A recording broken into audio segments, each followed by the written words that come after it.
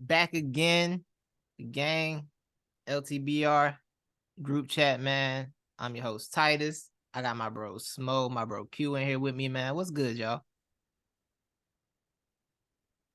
Yeah, Living good, man. my sister upstairs playing fucking, the sad Naruto song, like when like some sad shit happening. She upstairs Fire. playing that shit on the violin. That's And like, fire. and I'm That's like, fire. yo, like, This is lit. fucking like Sasuke just died or something. What the fuck going Man, on in here? playing sad Naruto movie before Thanksgiving is crazy. No, like she like yeah, like she's like over here like practicing her violin shit, and just playing Not a like thankful sad song. Naruto song. That's fire. Yeah, That's but fire. I now like living that. good, man. It's a lot of a lot of battle rap on the way. Always chopping the shit with y'all is fantastic. So Facts, man. It's always good catching up with the boys, man. We be planning to do podcasts, and then I be hitting them up like, "Yo, y'all want to do a podcast?" And it'd be a work day, and I be asleep. Or my favorite one is when we recorded the podcast and Titus just never put it out. That's my Yeah, favorite you know one. what? I listen. I feel like it's below our quality. We can be better. We can be better. So oh man, everybody get vaulted this week. yeah. Yes. Shit. Oh, that was good. The vault is back. All right. Oh man. So yeah, man. Y'all know it's a bunch of announcements, man. December's about to be one of the months. And for you regular fans, that's awesome, right? Like, yeah, battle rap every weekend. For us over here at Mm-mm. Recap Community, at Recap Central, this is hell. This is pure hell. All right. Yo, the J-Smo boot camp about to be crazy. As the LTBR president of player association president, J-Smo is off his rookie duty, so y'all not putting all this on him. Y'all can do some of these bad battles. All right. I almost said a battle in particular, and I didn't. No, we Yeah. can't do that. So Yeah, it's gonna be your battle. that was gross. I almost said a particular battle, but It's I gonna be it's didn't. gonna be your battle. You can only do that if it's a clips battle. Respectfully. It's up to him. But other than that, you can't. So yeah, man. Homecoming 2, man. New York City. It's going down in the Big Apple. Is it New York City? I don't know. It's all New York City when they do events. They be like New York. They don't, that's all they say. So it's New York. It's all New York City when they do events. They don't shout out specific boroughs for real. They be doing events. So yeah, man. Homecoming 2, man. This card is dropped. It was one of the worst kept secrets in amongst the Illuminati of battle rap. I think most of these battles were already known about in the league for at least a year. I know we all knew Chess and Rex was coming at some point this year. I feel like all of us as a culture understood Chess and At Rex some at some point it point was we're gonna happening. battle. At some point. In 2023, Chess and Rex were stepping on the stage to battle each other. Yeah, what y'all think about the card, man? We got the full announcement, obviously twerking Mook main event. So, I uh, don't know so, what's the so, cover. I don't know so what I color think it for is. me the big takeaway is like the reuniting of the New York Big Three, Mook, Rex, and Serius Jones. I think that's the Yes. big storyline here is that we have the Big Three reunited. Yeah, I don't know if you saw the Harlem Nights poster, which was pretty funny. That was pretty fun. I forgot who made it. The Harlem Nights poster, but it had Serius Jones in it. Yeah, And he's from y'all really doing this? he's Y'all from we really doing this? he's from Harlem. Did you not know that? That's what he told us at his big age. He just finally told us he's from Harlem. Never told us that before till a year ago. Now Harlem's own Serious Jones. Couch ways ever. But yeah, so that card's out. What y'all think about that card, man? I think it's. I'm not gonna lie. I think it's solid. And I felt this way about the first homecoming card. I don't really got. There's matchups. What I'm saying that I'm not the biggest fan of. We'll talk about. There's matchups I'm a huge fan of that I'm gonna talk about. More specifically, performers. I'm excited to see like rap.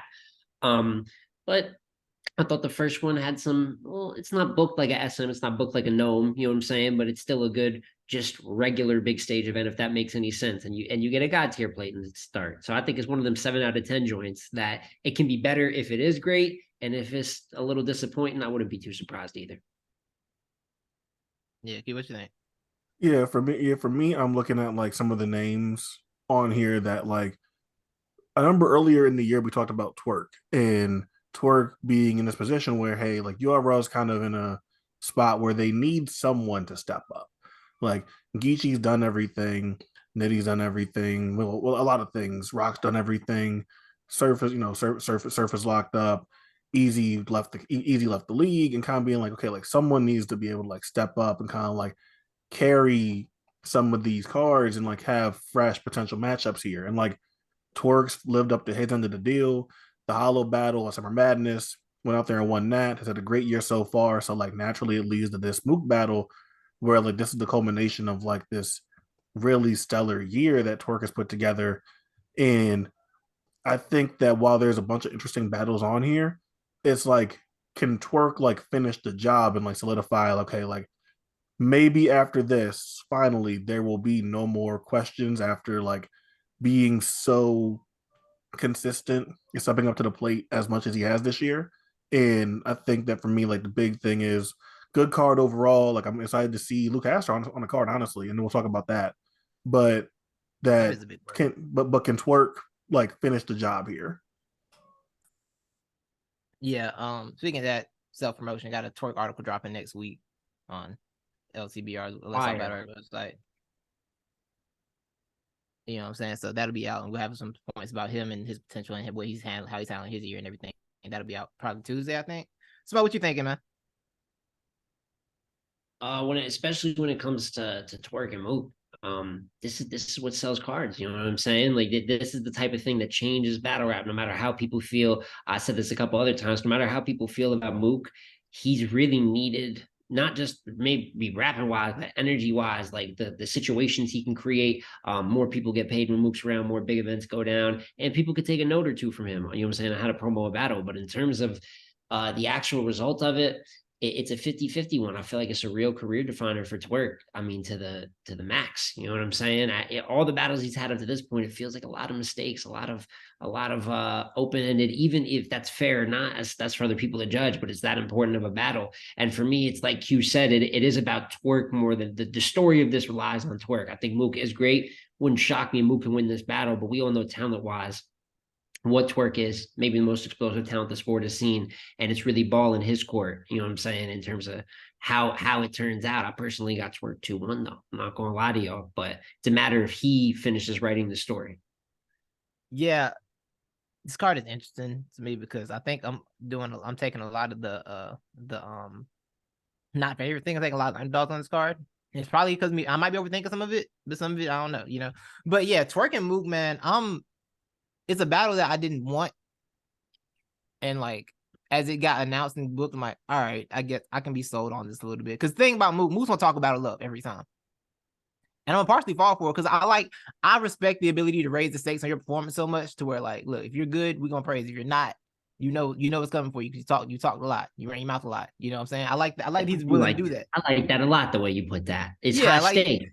yeah, like you put a lot of high stakes in this battle, you make a main event feel like a main event. So I'm excited for that. Obviously, his performance last year Homecoming is, one of those.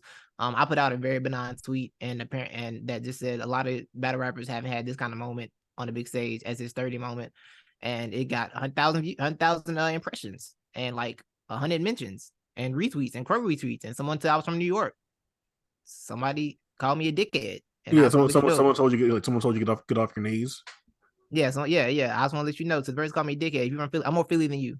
So how And you about from that? New York is extra crazy. That was wild, right? No, you're clearly from New York. Like, how am I from New York? All I said was a lot of people haven't done this. What's so crazy about that statement?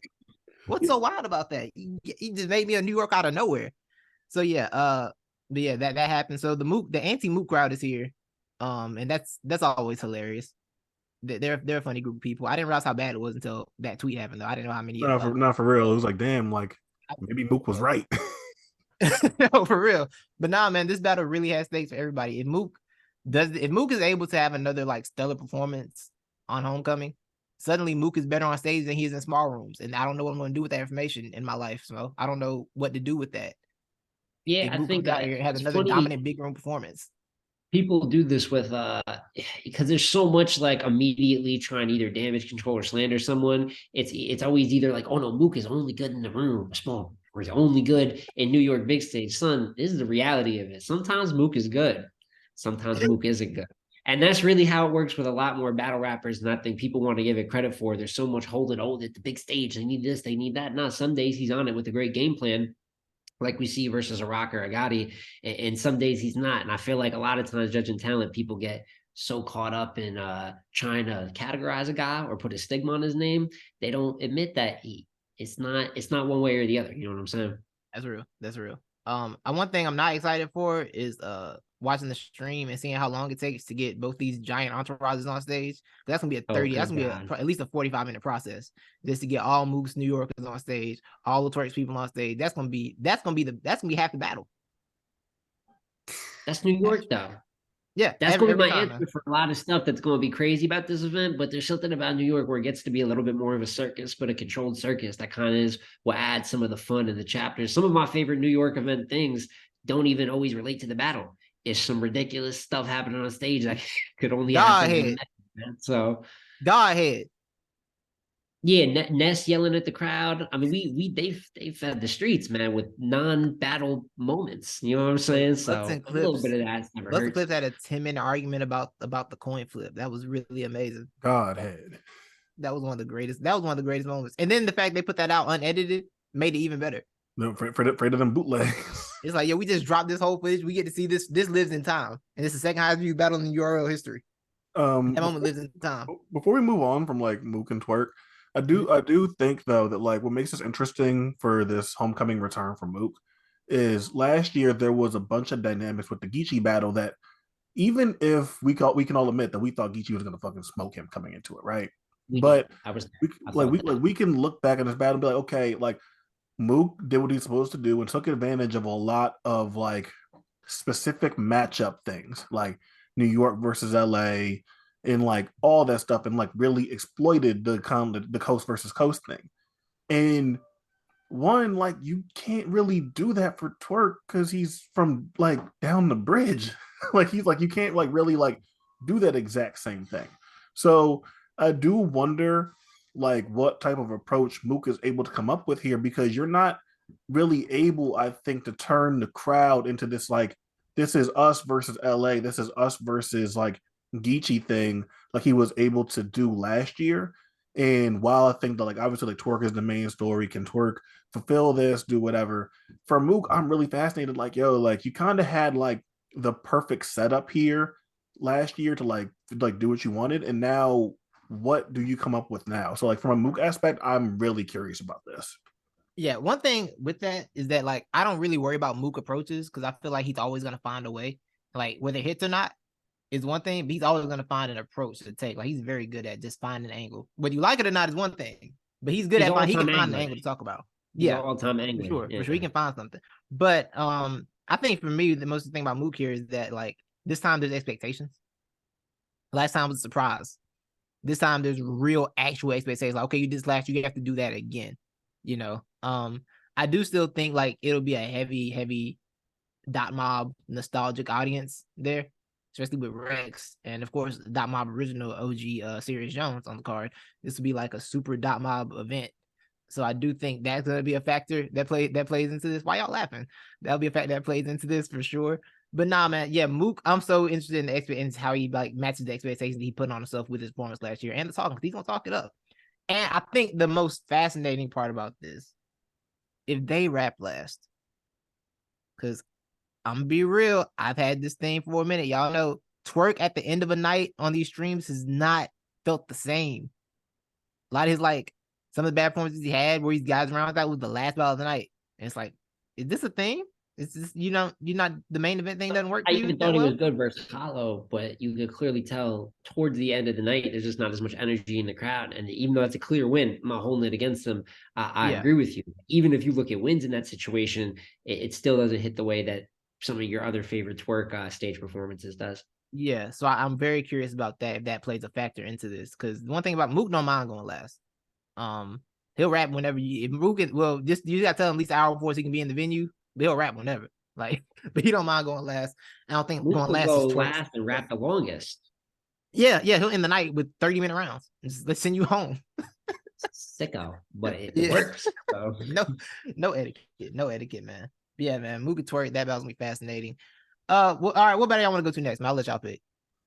Okay.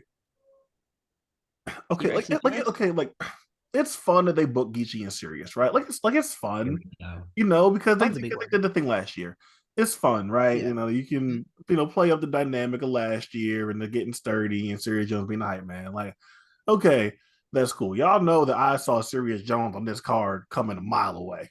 I was like, look, it's Yeah, either way. yeah. I mean, I think once Homecoming one happened, once Homecoming one happened, and Geechi was mad at Jones, this battle was getting booked Yeah, regardless. this battle was happening at was some point, destined. right? So I like, think it's funny. It was the second. Oh my bad. Keep go going. ahead, bro. Go ahead. Oh, I was just gonna say, I think it's funny. It's kind of marketed in the sense it's the co-main event. Like, and I don't get too much into what's on the flyer. That doesn't always mean anything, but it's Yeah. clearly like was announced as one of the bigger battles of the card. And even as skeptical as I am of Rex versus Chess, it is not better than Rex versus Chess. You know what I'm saying? So I find it. I will say I'm not mad at it being on the card, but that just kind of caps this card a little to me. When you see a battle like that, I think it's an okay battle. Actually, I actually probably like it more than most people. I think it's a decent battle. But if that's one of your main pieces, how high is your ceiling going to go? Because I don't think anyone's looking at Geechi and Serius expecting a classic and none of that. I mean, Serius has actually been pretty good on New York big stages. It's been a long time. I was saying, But him versus Cliffs is good. It's been a long time since Serius Jones has been on the stage, like a long time, and like Stage too. He's been good on stages. Like I can't act like he hasn't been. Like historically, he's been better than Mook on stages. So like I can't sit there and like take that away from him. But it is like it's been a while, and I do want to see what that looks like now. I will say for Geechi, like I think that because we've watched so much Geechi, we have such high standards for him. We're like, oh, is Geechi gonna show up? Is Geechi gonna bullshit? Is Geechi gonna sell come at like 50%? And outside of the coffee battle, I feel like Geechi's been really, really good this year for the most part in like all scenarios. J-Mo battle? So I'm like, this Which would one? be like the time J-Mo for battle? J-Mo battle was this year. I'm like, I think I don't this. I don't It's think true, right. but J Mel's I'm asking for you. battles You don't like it. You don't Huh? like it. You don't like that. I'm asking for you. Don't like I the battle. didn't say that's not what I said. I didn't say I liked the battle. Nah, you don't like his performance either. You don't like that either. Anyway, for the most part, Geechi has been really good this year. And like, while this would be like prime time for Geechi to just come up there and kind of like half-ass it again, I'm not sure exactly that he will. But it also wouldn't shock me if Geechi does, and Serius Jones is able to get a sneaky win on Geechi, which wouldn't make me smile. But it's it's I don't know. I don't know. It is a possibility. I mean, as much It as we absolutely get is. serious critique, he's I'll tell you what, man. Footage Serius is wise, the most winning. Serius is the most winningest legend in battle rap. Like legitimately the most winningest legend. Serious's win loss percentage is is crazy. crazy. The footage and replay value, that's what's unserious. Serious. That's where people start to get. That's where the critiques start to come in. But I in terms of actual good results, and some of them are good battles. You know what I'm saying? Him and Right. Whitlam and JC, he's got some good ones. But yeah, I would not be a serious ugly win is a very realistic possibility. I gotta agree with that. But I got Geechi 2-1 going in though. He has rapped consistently enough, and I think he's just better. I think we all agree that just pure talent wise, he's better right now. So it gives me faith. But if he's not incapable of just giving one away here. Yeah, that's the thing. Like if this battle happened, say if this was the next battle after Homecoming, I would have Gotti like 30 because I feel like he'd be motivated. He's like, I hate you. You annoy me. So I got something for you. I got something special for you. But it being over a year later, I don't think he's mad no more. He's been all over the world because of the Remy Ma thing. He's been everywhere because of that. I just don't know if the energy is there to do what he can do in this situation. I don't know how much I believe he's going to do what needs to be done here. Now, and I look at like the J Mills battle was a freestyle fest. The J Mills battle was a funny performance, but not because of the rapping. It's funny because he made fun of the battle. He actively made fun of J Mills in the middle of the battle, which was hilarious. But the actual rapping was left much to be desired. It was just he was battling J Mills, so it didn't matter because he was just, it was just automatically better than anything J Mills said. Just automatically, just by nature of him being coherent. The coffee battle though, it's a grudge match on his own league. It's his league. It's his main event. And he up there, I don't know what he did. He booked it. That was a rough one. That was bad, bro. And that brought all my distrust back. All my distrust came back. Because he said before that, he was on the interview too, because that guy announced to the Easy Battle guy, was like, yo, the fans was getting annoyed with me because I wasn't taking stuff serious. I was chilling. I ain't gonna lie, I was chilling. I put on some weight. I was driving Mercedes. They want to see me get back in that bag. I'm like, okay, Gotti here. And then you know what bag he wasn't in? He wasn't in a bag. That wasn't a bag. That was a halfway torn plastic bag from the grocery store on Thanksgiving night. on like He was just the back day versus before Jay the Thanksgiving. Nightwave, I know that we ain't seen it That's yet, what I've and heard. maybe you'll Yes. feel a little bit different, but he was applied, and that's a battle that he could have very easily just not been applied for. He actually asked for Jay, so maybe it's a different kind of motivation. But would it shock you if, let's say, I told you beforehand, like, yeah, Geechi gonna mail it in versus someone that he's battling down to? It's not impossible, but for the most part this year, if you bring in real material for bad news, for Jay, you know what I'm saying? For news, regular news. For Shout out Battle Academy. You know what I'm saying? Like, I got faith. He was did for Hollowhand. Yeah, he was. I thought that he got a little overrated versus Hollowhand. I thought he had his rough patches in that too, but his first was fire. Yeah. His first versus Hollowhand was fire. You know what I'm saying? So if he could bring that for those performances, and now you got a little grudge because Serius was kind of dancing on your grave a year ago, I definitely think that you could get an applied Gotti here. So he's not incapable of messing up, but I am confident in him not doing that. Yeah, that's the thing. I'm not. My confidence level is not high. My confidence meter is not high. I don't have Maybe full not. trust in him right now. So are you saying that you got Serius Jones 2-1? Probably. I probably got Jones. Ugh. I told you I'm pessimistic about this. I'm pessimistic about a lot of things in this event, man. It's a lot of this card. You know what this card is? Battle. I ain't mad at you. This card preys upon my trust issues. Is what this card does. People I don't trust, I'm not picking. You gotta get my trust back. So on that same wavelength, Chess and T-Rex. Yeah, that's, oh my God, the battle of non-trust. So how do you feel about this one then, Titus? And one, this battle in New York makes me happy. This is a New York. This is the most New York battle. Like, yeah, the Twitter native New Yorker in me that I, as a New Yorker of 2 weeks, is here for this battle. You know, I'm gonna get a chopped cheese. That's potential in New York. Yeah, no question. New York is the only place this battle like makes the most amount of sense. It's the only place that makes the most amount of sense. So I'm happy about that. What I'm not happy about is the fact that I have not seen Chess perform on a stage for 3 rounds healthily in about 2 years. And I fear that. I deeply fear that because as like a Chess super fan, I can't afford to see him go out like this again. You know? By the way, I haven't told you, I found my worst prediction of the year last year. I found our Summer Madness space and I was listening to the prediction and I said, you know, last time Chess on Summer Madness, he didn't throw up. So I'm sure he's gonna be fine here. He wasn't fine. He wasn't fine at all. He wasn't. He was he was not fine. I think we'd all agree, ability-wise, Chess is better than T-Rex. Yes. Like, just to start out, if I had to name modern day battle rap things, I don't want to get what, you know, how maybe the way we're going to talk about this misconstrued at all. This doesn't have anything to do with Chess's talent, but it's always about having talent. It's having, a lot of people got talent, and Chess has got a war chest of it, but how do you use it? It's not going to use itself. And I feel like that's just a common issue that we've talked about. We've talked about a few battle rappers that have great peaks. The Chesses, the Tworks, it surfs if you want to go even on a bigger note. But I feel like with Chess, it's become really mission critical the last 2 years. And I think the worst, the one that worries me even more going into this is versus Swervo. He was good. And even though, but 2 things happened. One, he still had kind of like he looked like he was going to throw up issues. And that's a much smaller room than you dealing in, much less hostile. Still a Martinis crowd, you know what I'm saying, on the road. So not the easiest, but it's New York. You're battling T-Rex in New York, given he's the New Yorker too, but we know the type of love Rex gets. And I still had him losing clear to Swervo. Rap like with full round. So he's so much better as a talent, but when you look at his trends, how do you predict him to keep winning big stage battles? Like, you can predict on that, but like you said, 2 years and some of the losses he's taken to Flair Soul, Swervo, even good in their own right, aren't the Calicos and the Shotgun Shugs and other legends. So, you know, it's tough with Chess. But on the flip side, guys, we could say a lot of the same things about Rex, could we not? No, for sure. I think like the biggest thing for me here is that if Chess has one of those like I'm about to throw up moments, Rex is vet enough that he's gonna play on that. He's gonna put mad pressure on you and make it worse. Like, Rex gonna make that thing. Rex gonna make everything about that worse. That's the worst situation for you. Like, he's gonna be like, look at him. He's a kid. He a kid. First round of this battle might determine it. I ain't gonna lie. Honestly, we could find out by the first round of this battle. There's a good chance that we probably are going to know who's going to win the rest of it, because it's 100%. That we know it's going to happen that early if it is going to happen, and we know what Rex will do if that happens. 100%. And like another thing with Chess, right? In these battles where he battles people that he looks up to, I feel like these things get amplified. He looked up to Calico, which I think played into his anxiousness, his nervousness for that battle, which is why it got so crazy.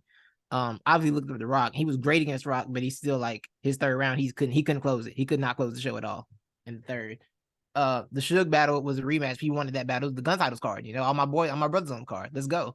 And then my man was in a tank top tucked into his jeans, and the scene was sad, and I was sad. So like I think that like that's the thing I would say about this battle is I think this is the first battle that Chess has wanted since Calico probably because we mentioned that Suge battle. You mentioned it being a rematch of a UW battle, and it's like I remember like listening to Chess heading into that one, and he was excited, to be on Summer Madness and be on the stage and with all the gun titles guys, but Like the third not option. necessarily kind of like excited to be battling Suge. And 100. I am looking at this, looking at like this Flair, Saint, Tubbs, he had one rounders versus Tink and Mac Myron, and this latest one versus Swervo. And I'm looking at this, and there's a lot to not like. There's a lot of nasty work there. There is. There's a lot of ugly here. I do think that he's good versus Saint, but not to Chess standards good. Flair, he lost to Flair. He had his moments there. Even Swervo, I think that his third round, I think he loses that round. But if someone said Chess won the third to them, I'm not looking at them super crazy, as the craziest shit in the world to me. I'm like, I disagree. He rapped about Swervo, he probably would have won the third. Fully about that's really what took it away. You know what I'm saying? He doesn't rap Swervo at all. But it's you know what? If someone was I like his round still, fine, whatever. I do really believe in the aspect of motivation, and recent transactions is ugly work.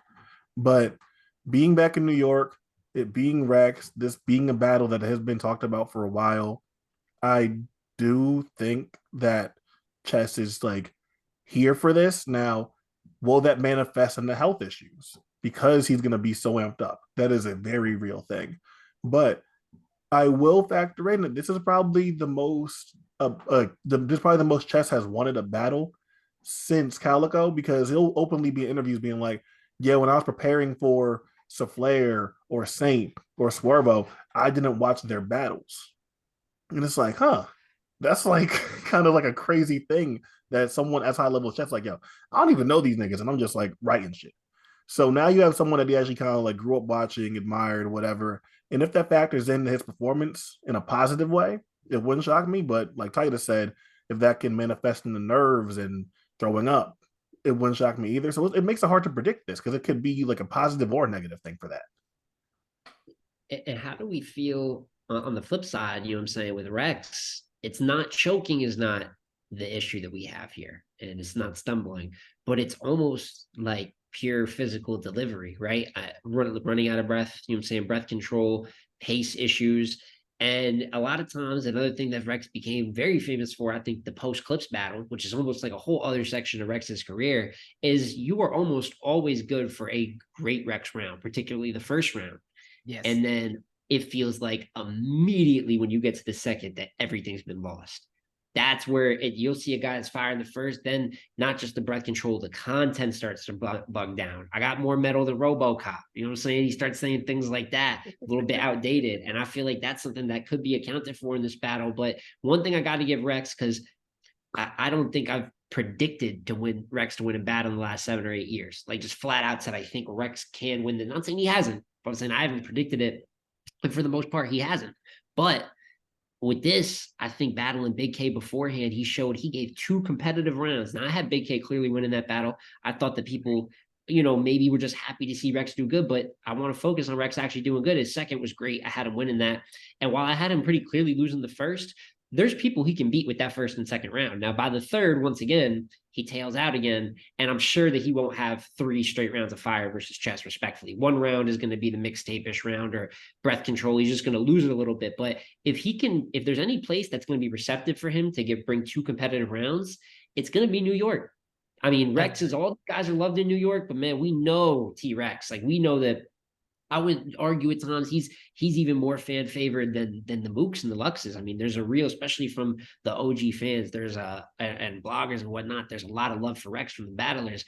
So for all those reasons, while counting on Rex to win a battle is by no means easier either, I would take a guy who might gas out, but he'll still have maybe a round that's words, you know what I'm saying, coherent, as opposed to someone that we don't know if they can get the round out clean. I actually think Rex can be one of the better performers on the card, possibly, even with only 2 competitive rounds. But until I can't predict, I just can't in good faith predict chess with some of the ways that he's been losing, as opposed to Rex. I know he'll get his rounds out one way or another. So inconsistencies on both sides. We all think it could be good. It could be a flop. It could very much so be a flop. But going in, I'm predicting Rex 2-1, and I'm hoping that they're both great. Yeah, that's pretty much everything I feel about this battle. Yeah, and also the other thing for Rex is Rex obviously is on the card with Mook, and he wants to do better than Mook because that's like, you know, they got that rivalry, that family rivalry. Yes, Like, Serius I'm gonna Jones. outperform you. Yeah. Oh yeah. That's right. He got to be better Serius Jones. That's right. It's a Harlem. It's a triangle of Harlem. Yeah. And everybody got to, you know, somebody got to be at the top of the triangle. Mm. You know. And I think Rex wants that spot badly. You know, y'all know he opened some madness too. Rex, Mook, Lux. Oh my God. Hey, I ain't gonna lie. Hey, I ain't gonna lie. Rex was wilding on Verb. I ain't gonna lie. Rex was wilding on Verb, dog. That shit was insane. Yo, it was so bad. That battle was so bad. And then it got, you know what really made it worse for Verb? When Rex started to rap and Verb to flip the coin, then lost the coin toss. I was like, oh man. It's like, oh shit. There ain't nothing You going can't your even way. stop the momentum. Ain't nothing going your way. It's a bad day for you, bro. This is not your day.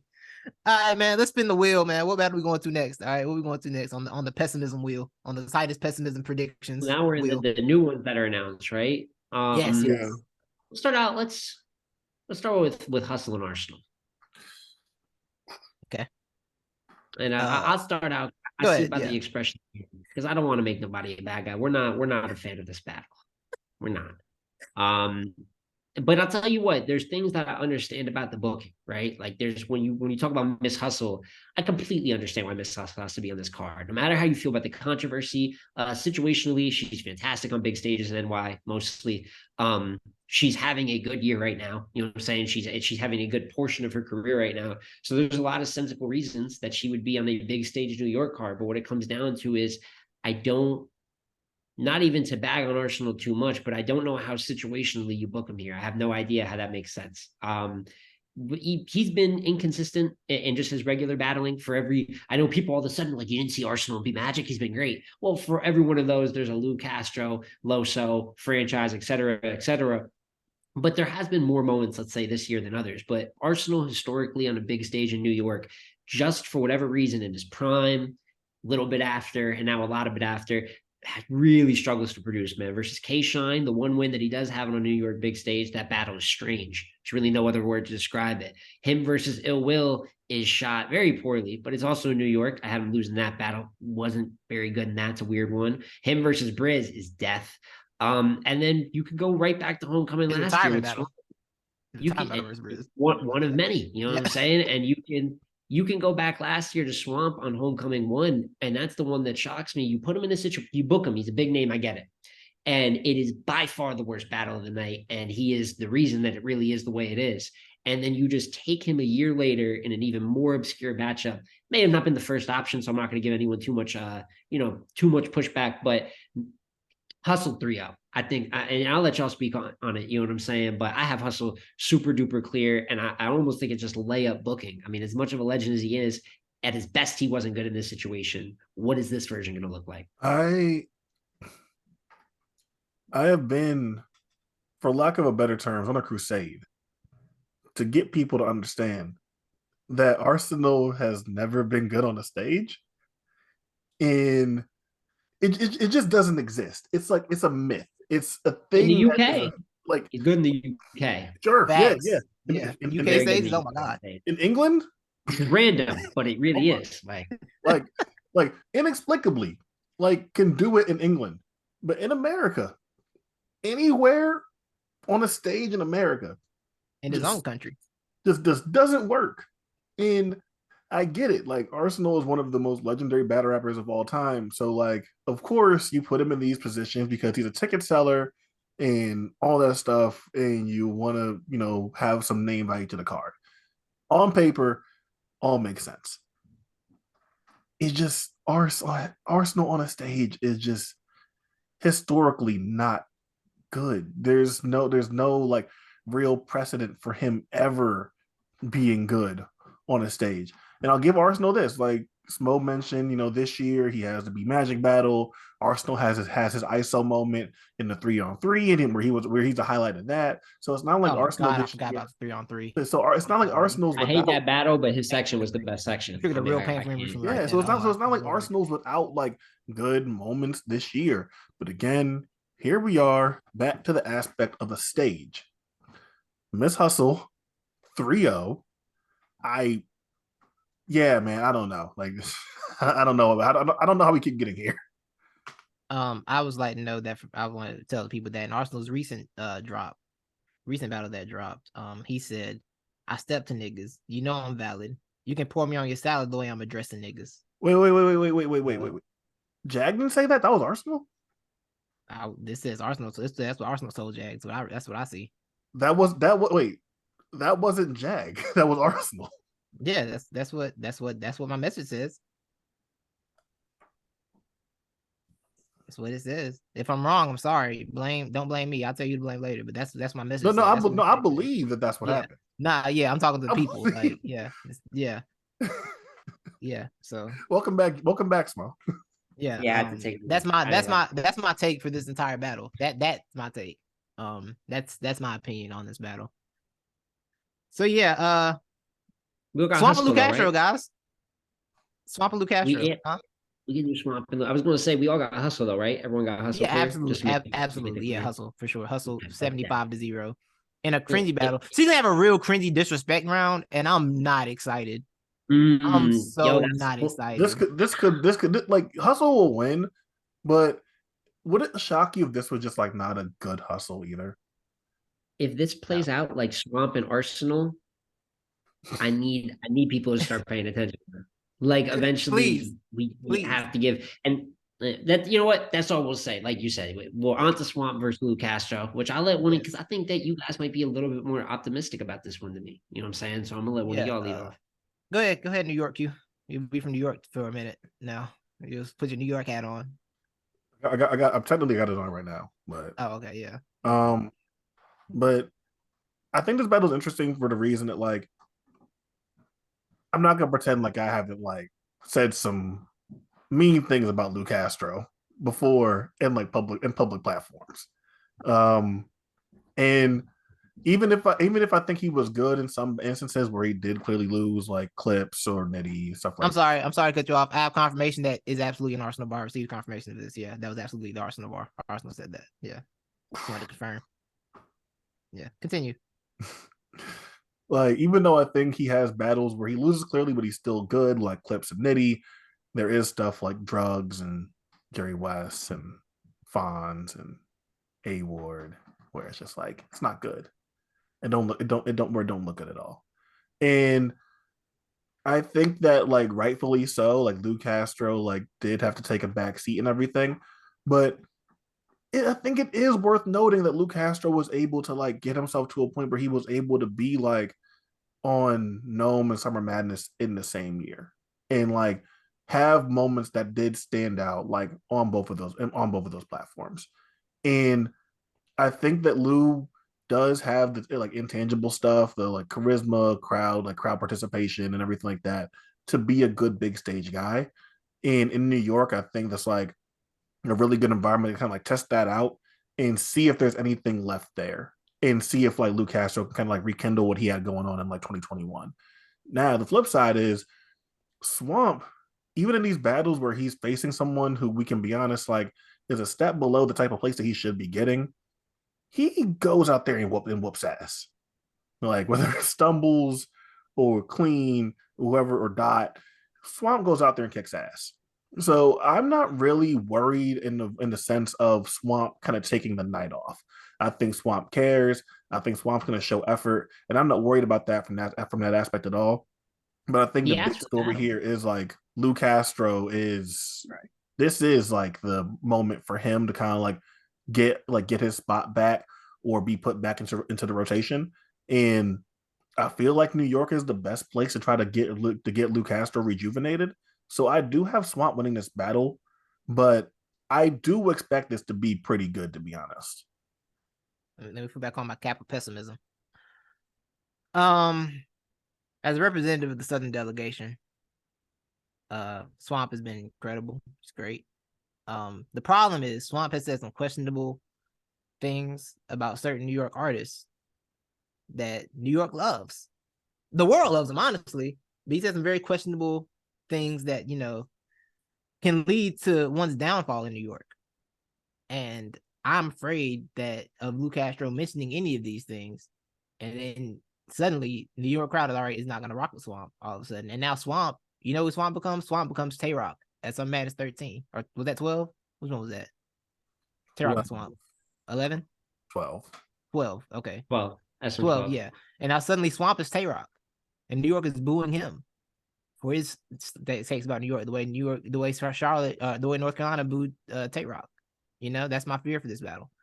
And, you know, I think Swamp will be. I don't have any questions about Swamp this year. I think Swamp has really stepped up his consistency ever since the incident at Cody last year involving one of our own on this podcast we want to talk about. You know, tanking his spot. You know, but Swamp cleaned that up. But Swamp cleaned that up. He's not done that anymore. You know, he's fluid now. He's consistent now, and like you said, even when he's battling people who are overmatched, he does his thing. He does what he needs to do. So, but I do wonder if he's able to keep that New York room, because I was at Known Packs this year, and like that Lou Castro, Jerry West, Miss Hustle, Danny battle is nasty on playback, but in the building, Castro was a bright spot. Castro was a very big bright spot in the building. So I for sure think if Castro comes in that focus, he could definitely keep the room on his side.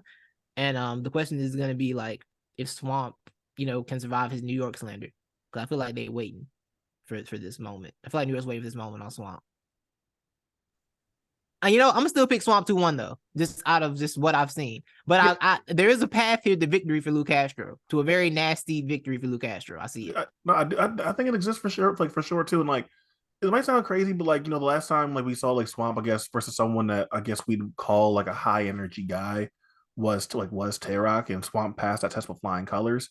But this is probably like the most kind of like performance based person that Swamp has faced in a while too.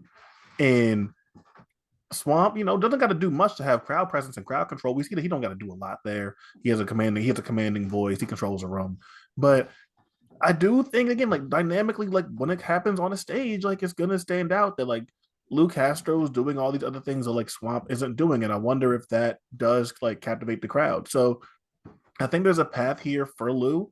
I think Swamp gets it though, but I do think that like at the very least, in my opinion, I think that this has potential energy to be like the battle of the night to me. Yeah, and the underdog factor for Lou is huge. Underdog factor, yeah. He is a heavy underdog, which can play a factor. Now, I will also say, man had a 1-round debatable with Big Cannon. I don't know what to do with that, but you know it happened. Maybe it don't matter, but that did happen this year. So you know, maybe we tripping. Maybe we doing a lot for nothing. All right. It might even be a 1-round loss. It was in Chicago. Could have been. It could have been. And get on. No. Don't lean off camera and say it. Don't lean off camera and say it. Don't try and run. Don't try and run from the footage. I'll tell you what, man. This is a battle that in a lot of ways, I got it even though I'm going to disagree with Q a lot with what I'm about to say, I understand the kind of how this paints out to be a dark horse, like sleeper candidate of the night, right? And even though it's a much different setting, I think the 2-on-2 Hustle, Danny, Jerry, Lou was also weird in a way. Yeah, which was and that wasn't cool. Don't, you know what I'm saying? Shout out Danny, but that wasn't cool. But I'll tell you what, Lou, even though in a 2-on-2, really stole the show with that one. I think he has something on stages you can't teach. And that's why, even though there's been what feels like a ridiculous amount of opportunities for a guy that's dropped the ball or even crushed the ball into 1,000 pieces a million times, it's understandable because you just can't teach the charisma that he has. You can't teach the stage presence that he has and the way he can connect with an audience. But like I said, now, like I'll say a million times in battle rap, man, it's all about the talent that you have, but then applying it. And I think what's even more frustrating is there is different phases of Lou that if you put it together, there's a very, very formidable battle rapper. His pen from when he started out versus Riggs and Street Hems, with the stage presence that he showed versus Arsenals, you know what I'm saying, versus Clips, although that's a losing effort. And I think you got a little bit where that crossed over versus Mike P and Jack Boy. I think that's a really good time where you, specifically Mike P, it's like, okay, he's writing like that and the performance is like that. But ever since it's gotten to what I'd say regular battle rap, you know, post 2021, when now we're all fully emotionally be part of the roster, whether it's stumbles or just getting killed, you know what I'm saying? Fonz, you just lost bad. You had good shots versus Clips and Nitty, and you're not terrible in those, but for the most part, people got you losing clear, specifically versus Clips. And then you get into the drugs, the A-Ward, the Sheet happens in a one-rounder. We talk about Big Cannon in a one-rounder, and I'm Jerry West, right? And it just becomes so ugly that because of that, because of really a historic rate of L's, it's hard for me to predict, but there's no reason to be in this position, because I think that Lou has all the talent to be a top tier battle rapper. And I think there was a time he was talking about a star. That's not all fraudulent. That doesn't happen because you feel like someone's fake. No, that's real ability, but he's got to apply it, man. It feels like we're getting to the point. This is a do or die plate in New York, home game for him. So I would hope that we get one of the best Lou's and he'd get around. I do have Swamp 2-1. I have respect for Lou in that situation, but it could be a 3-0 looking at, prior transgressions. So, yeah, that's the thing with doing clear, but I hope we get a great Lou. Yeah, that's the thing with Lou is that like I said, all the intangibles are there for like a dominant, like a great battle rapper. Like all the intangibles from the stage, from like the charisma to like the electricity he can bring, like it's all there. It's just about can he put it all together. And like even that Arsenal battle, right? It had a moment in the third round. Before that third round, that battle is dirt. Like put it in the dirt. I remember being in the venue with France and we just stand there like, man, this isn't exciting. Not enjoying this. We weren't enjoying ourselves. It was early in the night. We weren't enjoying ourselves at the time. Then third round, I was like, okay, that's what you can do. Like, and guys get that kind of early on, but like now you're at a point, like this is the point for Castro where it's either like Smo said, it's do or die. Like you're gonna do it now or we're done here. It's the only time to do it. This is your last shot. So I suggest you do it. Other than that, there's nothing for us to talk about anymore, So yeah, I'm very curious to see what happens here. I'm not mad at the battle of the night thing because some gotta be battle of the night. Somebody gotta win it, And a lot of these battles have like possibly lopsided outcomes or bad outcomes or just, not good footage outcomes. Somebody got one battle of the night, Somebody gotta have the best battle. I don't know who it will be, but someone on the card has to do it. And I think they're the only choice. Unless are we gonna get no, we're not gonna get any top 6 action on the card because they busy. They busy with their own event. Which we'll be talking about soon, but I wanted to say since I didn't say it earlier, my battle of the night pick is actually Twork and Mook, which is kind of like a weird one. You figure it might be lopsided, but we've actually talked so much about how it could be a pro situation for both. And I think you just so expect someone to either get shot down or take the reins that even if there is a clear result, that's the one battle I definitely think both of them are going to be good. I don't see any flop potential for the most part. Even if someone loses clear, I don't see Mook going in there and just stinking it up for 3 rounds. And I definitely don't see Twork choking or stinking up for 3 rounds either. So that would be my pick. But like something's got to be the best, right? And Swamp and Lou have the motivation to make it that. Hell, Swamp's been asking for this battle. So I'm not surprised. Right. I can't be mad at people saying that. You know what I mean? But it's all about when recent transactions is a consistent pattern over a couple years. I want to have more faith because the talent's there, but you got to show me. And that's what it really comes down to for it seems like most of us here. Yeah, for sure. Now, now we can segue, man. Let's segue on to rookies versus sophomores, man. We're missing the battle. Am I? What about on Ace and Suge. Oh, my bad. My fault. It's a good battle. Got to happen. Yeah, that's actually a battle. That wasn't even like a I don't want to talk about. That's the battle I actually do want to talk about. I'm actually interested in that battle. Yeah, Ace and Suge, man. I like this battle a lot. I know Suge probably just lost to Hansel. think he lost that battle, but there were contract discrepancies. There have been acknowledged contract discrepancies, been acknowledged in the public eye. All right, so I do think I know Suge's momentum is not what it was at this point. He's not having the best Suge year like as compared to last year, but man, Suge in New York on a stage. I don't remember the last time he's been on stage in New York. I really don't. I think he's going to be highly energetic, highly motivated. I think he's going to set a high pace. I don't think Ace has really dealt with right? Because this is like not I'm gonna go ahead and rap, and we're gonna have some nice raps. I am going to yell, bark, dance around, might bump you. Yeah, I might use a jackhammer. Like anything that Suge could drop the building on Ace. That was actually Suge's last time in New York. That was it was at battle. I believe. Well, I don't know if that's his last. He did the 2-on but big stage. Yeah, big stage. He did the 2-on-2 with Twork against DNA and K Shine in New York, but like so it was like a big solo That's battle. right. And yeah. So this is I think Suge's gonna be on point, and I think Ace gonna have to match that energy. And like I'm not saying Ace can't. I'm just saying it's something he hasn't had to do before in this kind of situation. It's a much different battle than battling Nitty on the stage. It's a much different battle than battling John on the stage. Like this is like a real live like performer on a stage, and I don't think Ace has seen easier that. in other aspects though. Like it introduces a new challenge, but I think this is where Ace may get to find, and he did it versus John too, but really show the difference in pen, which is what's great for him is he's developing to the stage while still having probably better content than most of your heavy performers. But I think both of them are coming in a little bit of a weird stock area, specifically Suge, which you touched on, but even Ace, I think the Marv 1 loss was rough, even though it's in a smaller league. It's just for him, he's had to work double as hard because of his past, the way he talks, plus the way his stumbles used to be. So when he's clean for half a year, it just takes one loss to kind of lose that. So he definitely needs a bounce back plate. And whether it's fair or not, you know what I'm saying? I'd be lying if I said the optics of the Mook and Rex interview going into this battle isn't going to play or isn't an angle that we're going to hear from them. I mean, that thing almost did 100,000 views and has already been mentioned in a battle before he touched the stage. I believe Danny, which people haven't seen yet, but Danny Myers is a haymaker referring that situation to Sheet Happens in their traffic battle. But yeah, it's one of those situations where I think both of them are coming in, but I'd really like to see Ace win this battle. I think he has the tools for it versus Suge that's been declining as of recent. Really looks overworked is really the best way to put it. The man just looks fatigued. And Ace was outperformed him on a card. They were just on SM together, and Ace very much so outperformed Suge. So I'm hoping he can take what he learned there and use that to get a W on versus Suge that'll get him back on track. I got Suge winning, man. Recent transactions, recent history, but then like obviously like Ace's like recent stuff, this year being a career year for him, and then this being a downtime for Suge, like doesn't make a lot of sense to pick Suge here. But for some reason, I am having this feeling that Suge in New York and Suge looking for like a bounce back thing might actually pan out here, and I could see this being a really good battle.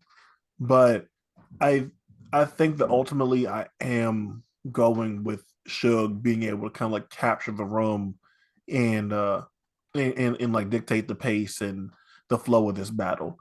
So I'm not sure. Like, hopefully this turns like just like it's a good joint and has replay value and everything. But yeah, I'm actually going with Suge to win this battle. Yeah, Ace is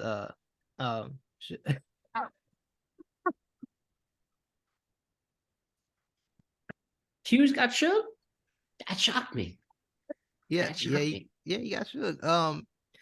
I'll go into this battle. I'm thinking about like Suge getting to do like card scheme flips and Ace movie references, smoking aces.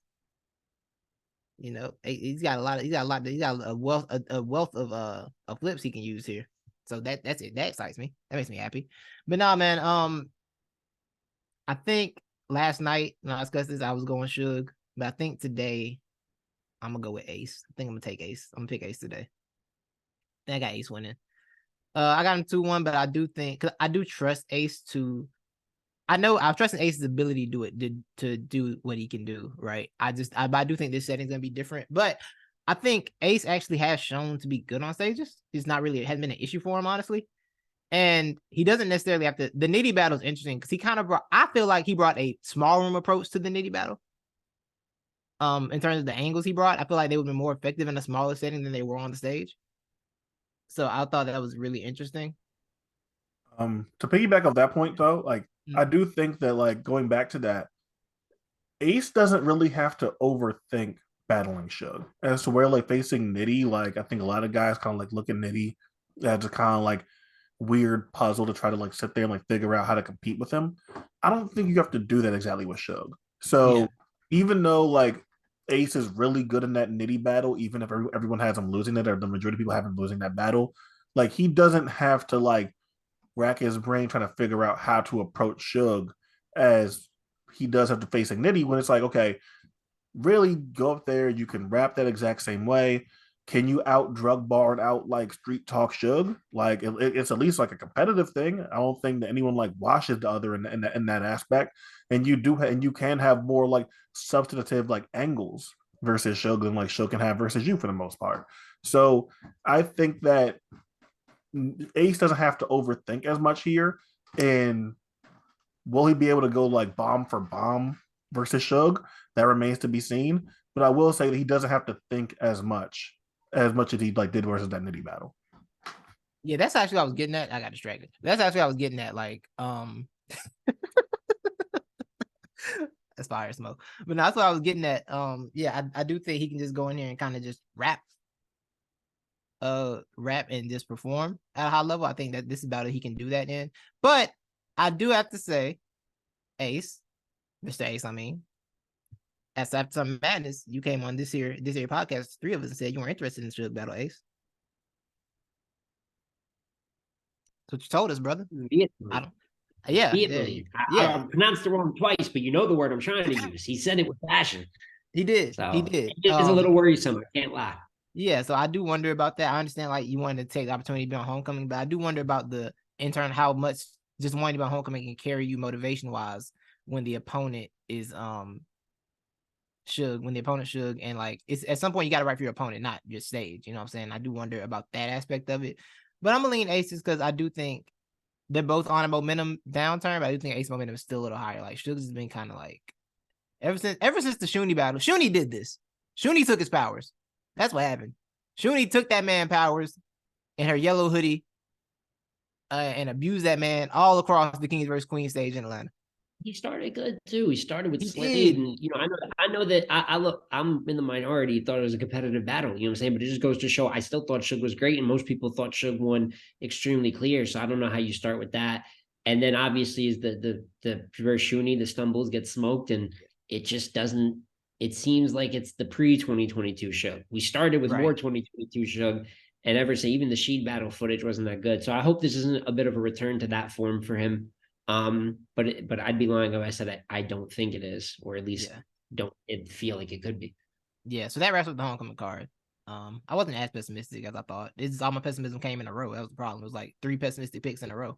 There's people you're looking forward to, like even the book, and you know, like Swamp and Lou, like you have your critiques, but I mean, Swamp is still someone we very much so trust. Like even Rex and Chess, we know that there's downside, but I'm not mad at seeing Rex and Chess. But I think all your critiques, I share the same opinion. You know what I'm saying? For the most part, the skepticism I think is fair, but we all agree that it's not bad either. It's just it's cool. It's fine.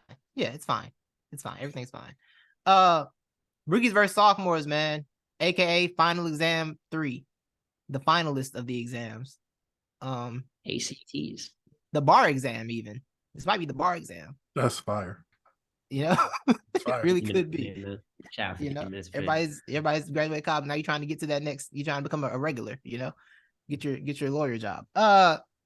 What are y'all most excited for on Rookies versus Sophomores? Are y'all glad they did this? Are y'all happy to see this like be the event that they did for these guys? Yeah, I think that like it was right to kind of like capitalize on the natural momentum that the car was building on Twitter, like and everything. So like I do kind of like was interested in maybe seeing if they would like put all the guys, say like a tournament or whatever, something like that, and like having them intermingle in that sort of way.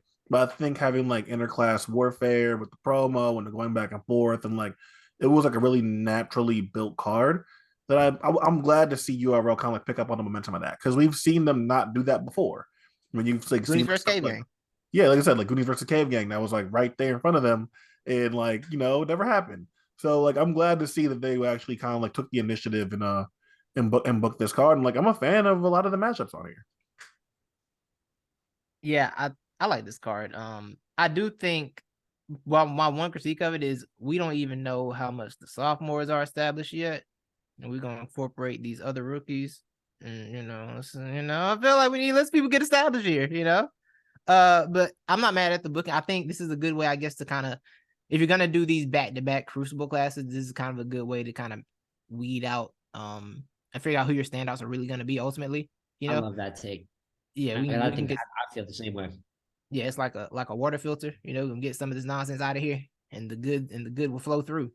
I ain't gonna lie, calling this card a Murda is crazy. All right, man. All right. No, Foots listen. versus Dice. I want to wait before, which Go I want to ahead. start with versus Dice because I like that battle too. But as I'm starting, I also want to say I love it because when we talk about high stakes, and Yes. even though it's not high stakes in terms of it's the biggest names battle, it's extremely high stakes for these talents. It's probably going to prove who gets first push, even though some of them have kind of been pushed already. We're doing a lot of 6-person classes back to back. We could agree it's getting a little cluttered, but this is a card that clears that out a little bit. You get the best 3 or 4 guys from this card. Now you're like, okay, you're getting first. Our next pushes are you. And that makes sense to me. And those who were in the middle did good, but not good enough. They go to the mid-tier circuit. Those at the bottom have to work their way up. It just creates a structure within itself when you do class versus class stuff. And I think Foots versus Dice is one of those that I'm expecting brilliance from both of these guys, man. I think that Dice hasn't gotten to show his best on URL, right? He did battle Real Deal. And granted, how much you can critique someone when they win other final exams, especially versus a vet. There's credit in that, but clearly he didn't have the best performance of the night, not even close. Maybe one of the third. We had him, I believe, as the 4th best performer of the night. Someone could argue maybe third or something like that. But when you look at some of his other footage, I just think this guy's got it. And I'm not gonna lie to you, it's not versus. I'm big on showing out versus other great talent, and he hasn't necessarily done that in person. I mean, he's been limited, but he had his K-Jack battle on Gates of the Garden. Not the craziest name, right? But I look at this footage and I look at the way he raps, and I just think he has that ability to create some super creative. He's a level of creativity that not a lot of people have. And I think the one thing he lacked versus Real Deal was pace. I think he catches that more versus Foots. It's more of a rapid fire back and forth. So I expect Foots to bring the best out of him. And I know the Foots should be the heavy favorite. There's going to be a lot of people betting on Foots, and even though he had a breakout performance I don't know when we're going to get to see that. You know what I'm saying? Versus Nitty, it's been mirrored in controversy, but there's no question that people were impressed with him, and he's impressed before. He's impressed versus Jerry West. He's impressed versus Souffleur Solo on volume. So he should be the favorite going in. And I have said I'm going to have Dice 2-1, but the more I talk about it, I am going to be taking Foots 2-1. I think Dice and him could make this the battle of the night. I think it could be the best back and forth, mainly because I think punching kind of stacks on top of itself. So I think it's easy for you to catch a haymaker after he called momentum and haymakers and just keep the momentum going.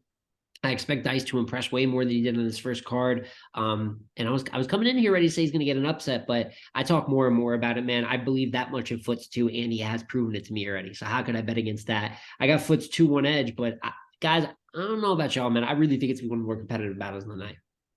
So the thing with Dice, right? I think Dice is dope. Like creatively, Dice is like I said, material wise, Dice says some dope stuff. The thing for me, my biggest criticism on him right now is he's so new at battling, he has not figured out his own style yet. He doesn't have how he wants to deliver this stuff mastered yet. And I see a lot of it's a lot of Nitty influence. And not like Nitty's obviously one of the best, but like pacing wise, like the way he's like delivers, the way he sets up, I see a lot of Nitty in that. I just don't know if he's found himself enough to win a battle like this. Because think about Foots. Foots knows what Foots coming in there to do. I'll come in here and rap. I'm gonna get some pockets. I'm gonna drop haymakers on you. I'm gonna get some other pockets. I'm gonna find a new pocket inside that pocket, wrap that at you, and then I'm gonna throw this random punch you haven't heard of before at you. And I might rebuttal. You know, I might just throw a rebuttal in here too. Like Foots knows what he's coming to do, and I think Dice still trying to figure out what he's coming to do, which is why I have Foots taking this battle. But I do think like this can be a battle where Foots kind of smokes him in the first, but then Dice gets the fight back energy and bounces back. You know, because that's the thing. Seeing Dice in a fight is gonna be interesting because we haven't, the real debate was obviously what it was. So we haven't seen him in like a real scrap yet on this platform. So I think he'll have a chance to do that and make this battle a conversation because I mean they are in martinis, which is safe. So it's hard to get smoked in martinis. It takes a lot of effort to get smoked in martinis, a lot of considerable effort, and we'll get somebody who didn't put that effort forth, that great smokable effort forth later. But it takes a lot to get smoked. I don't know if Dice will get smoked because I do believe that, like Smokey said earlier, the stakes on this event are so high. Like this is a rare event where losing is a problem. You cannot lose. Like And him you getting really smoked is possible. Yeah, Even though I yeah, believe in it, it's very possible because when the stakes are high, some people fold. I don't think yeah. Dice is going to be one of the ones to fold, but it's a counterpart of it. Right. Like this event matters. Like it really matters to your place on the league, to your perception for it. Because a bad loss here can literally define your career. Whether that's fair or not, for better or worse, a bad loss on this event can mess up whatever career you want to have in battle rap. Because we're gonna be looking at you crazy, like, oh, he couldn't handle his own class. I can put him against the mid tier. He can't battle a mid tier. He got to go back through. He got to do the recrucible clockwise. Got to recrucible clockwise. It's an inside joke. Somebody will get it.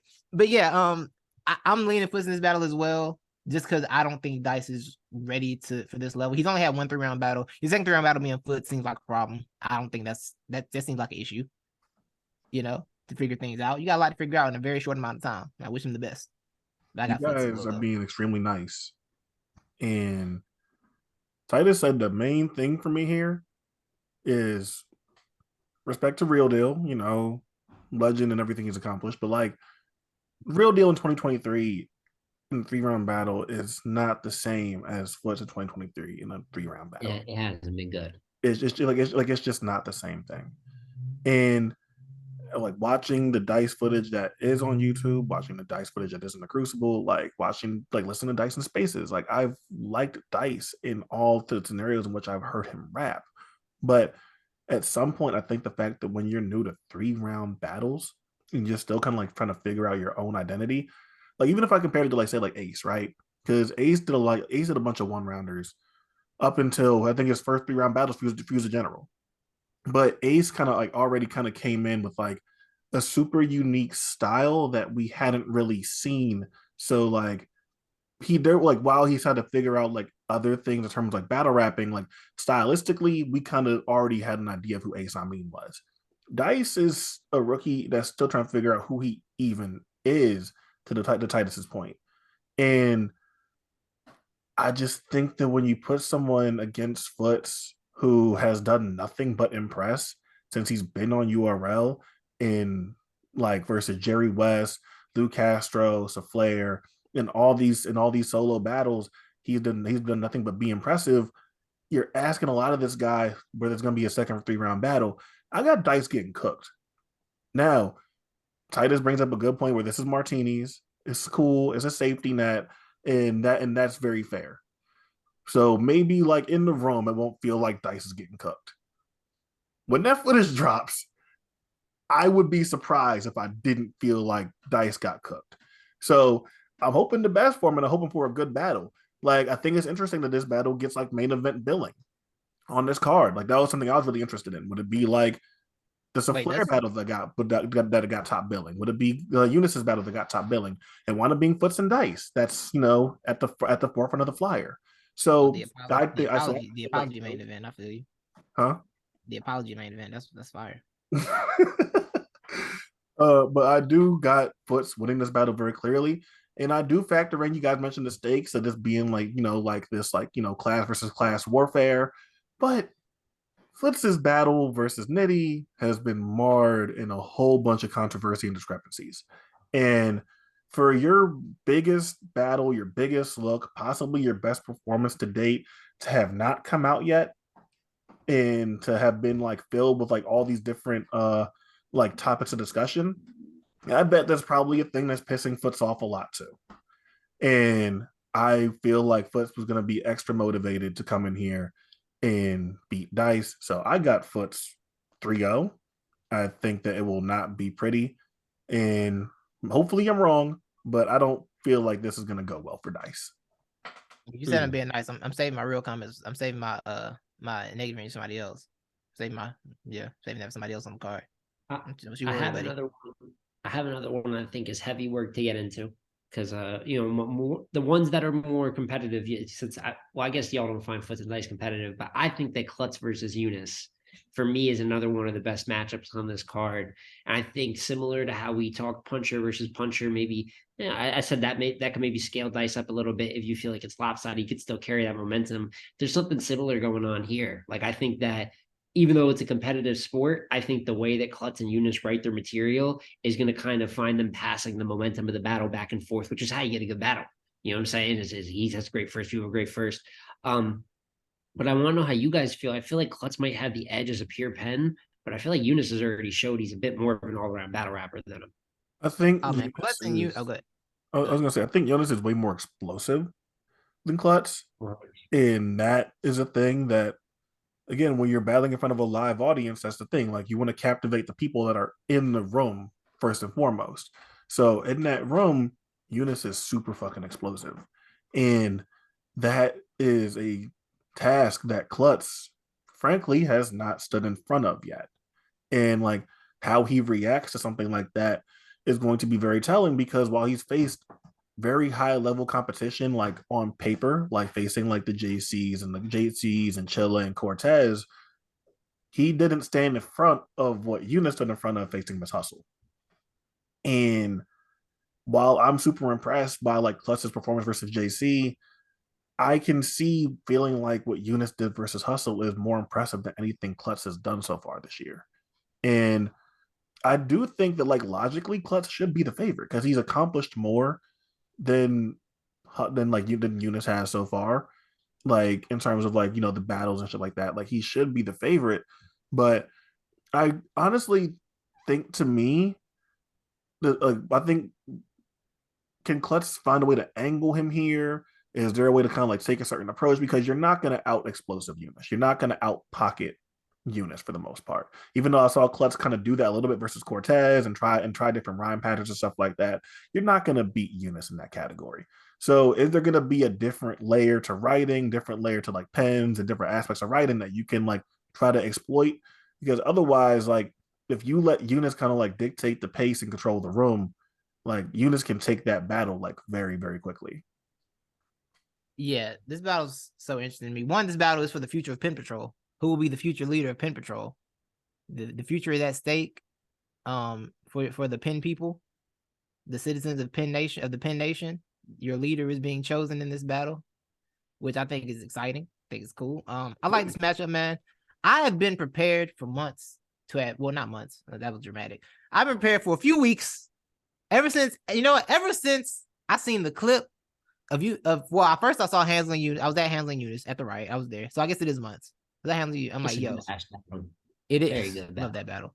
But I noticed there, like you said, is not only is Klutz is Eunice explosive, Eunice can get the crowd involved in his material when he's doing pen stuff. And that is not normal.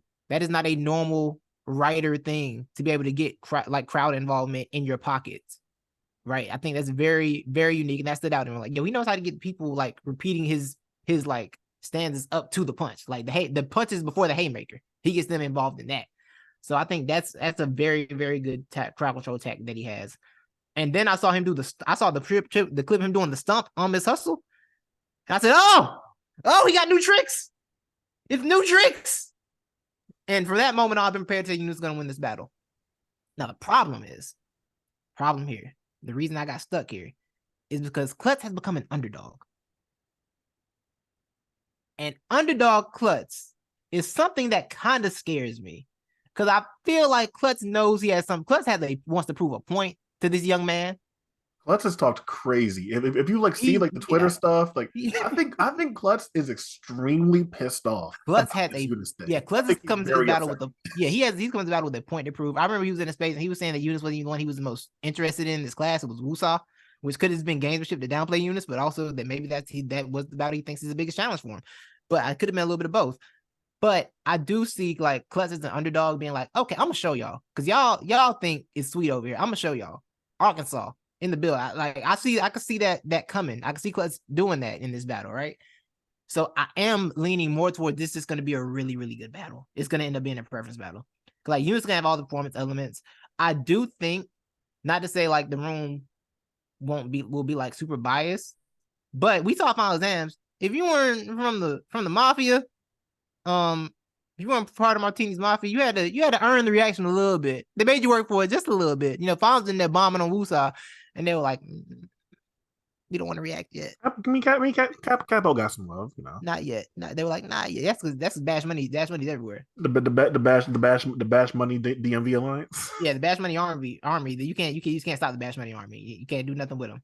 But no, like you see guys having to fight a little bit for reaction. I don't think that'll phase Klutz at all. I do think it can shake the perception in the room for one. But I think ultimately we're just gonna get like a really, really good battle. It's gonna be preference. I think Eunice gonna bring the best of Eunice. I think Klutz is gonna bring like the best of Klutz. And like I said, being a favorite is different. Klutz is an underdog with a different motivation. Eunice has to go in there and prove it just because he's Eunice and he's still trying to come up. But Klutz is like, y'all really think this little new pin is better than me? Y'all think that? Y'all really dropping me like Andy. Like Andy dropped Wood. That's what y'all doing to me right now. I'm not going like that. Like I think Klutz will be motivated by that, and I think they both really are motivated by this battle. I'm excited for it. I'm at the point where I think this is gonna be an easily battle of the night, and a champion for the pin. This will be the champion battle for the pins. Okay, I'm happy for Pin Patrol. So It's an election year for the pins. Yeah. so who y'all got? We putting predictions down. Who y'all got winning? I definitely got the culture one. Oh, look at kind this. of crazy. I'll tell you what, it's kind of a funny situation. Because Eunice is like an outstanding favorite right now. Yeah. And yeah. I'm also gonna pick Eunice, but I'm not doing it on some like Eunice is gonna win clear. It's very weird when that happens, right? And I get why people get upset because they see 80-20 and they think I'm doubted. Maybe a lot of people do have Eunice smoking Klutz. I haven't talked to too many people about it to know for sure, but I know a lot of people are just so impressed with Eunice did first battle. And what it comes down to as well is this is going down to martinis. And like you said, man, I mean, there's an advantage in that. And it is what it is. And it's evident at this point. Now, that doesn't mean that it's so unfair that Eunice can't beat him off the strength. I think he will. I have him 2-1 edge, but I have it 2-1 edge debatable. I have it 2-1 edge, expecting a lot of people to pick Klutz.